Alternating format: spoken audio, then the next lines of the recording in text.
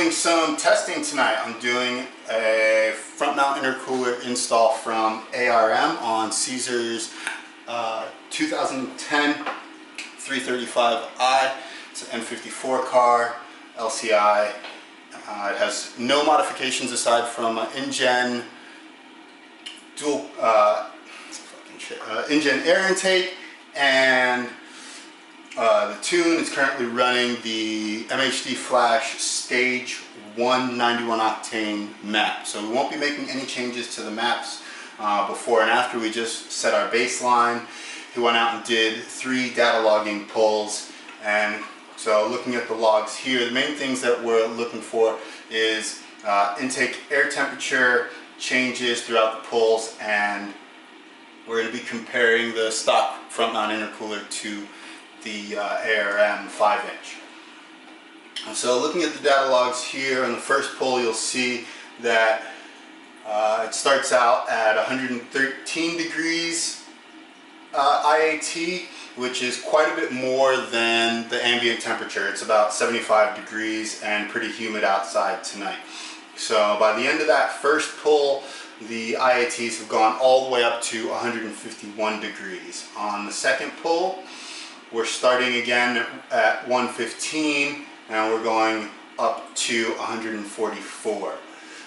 Third log, we're starting at 111 degrees and we're going up to 147. So, you know, quite a bit over ambient temperature. We're looking at, you know, 45 degrees over ambient temperature at the start of the pull, and going significantly higher than that towards the end of the pull. We're seeing some timing corrections in the beginning of each of the pulls, and a little bit of throttle closure there, but nothing too serious. Everything looks pretty good overall. The car seems healthy. When I take those 3 data logs and I load them up here into Virtual Dyno, the 3 runs look very similar, and it shows me that the car is making approximately 310 horsepower and about 350 pound-feet of torque right now, with just the MHD Flash Stage 1 and the InGen aftermarket air intake. It only took these guys like 3 days to get it here from when I ordered it. You know, they shipped it out extremely quickly. Comes nicely packaged. They include a little microfiber towel for you there. That's going to go to Caesar, the new owner of this intercooler. Next thing you'll notice, this intercooler does not come with any additional piping or parts or anything like that. It's just the intercooler, right? Because it uses stock style connections, stock sizing and stock type. It's going to connect on both sides directly to the stock piping. It's going to fit right in the stock location using the stock mounts, and to the best of my knowledge, no trimming of the bumper or anything else is required, so this should make for a very quick and easy install.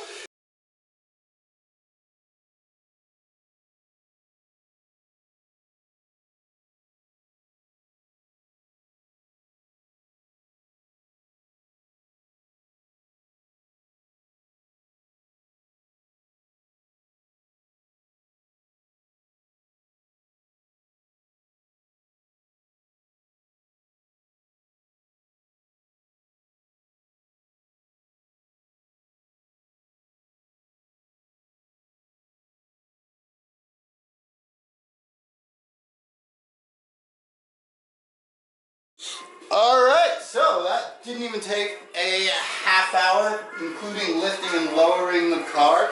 The install was extremely straightforward, just as I thought it would be.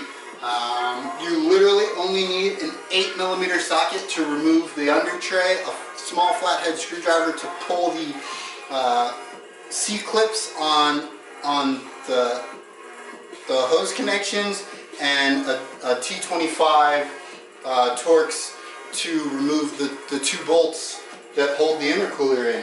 Everything was really straightforward. It went in very easily. At the Summer Freight Club. Yeah, I like to send a shout out to all the players clubs throughout the world. I know they got a players club in Chicago. Yeah, what about that one they got in Philly, folks? You know they got one out there in Atlanta, the way they be chopping the real shit. This is Detroit, New York, Texas.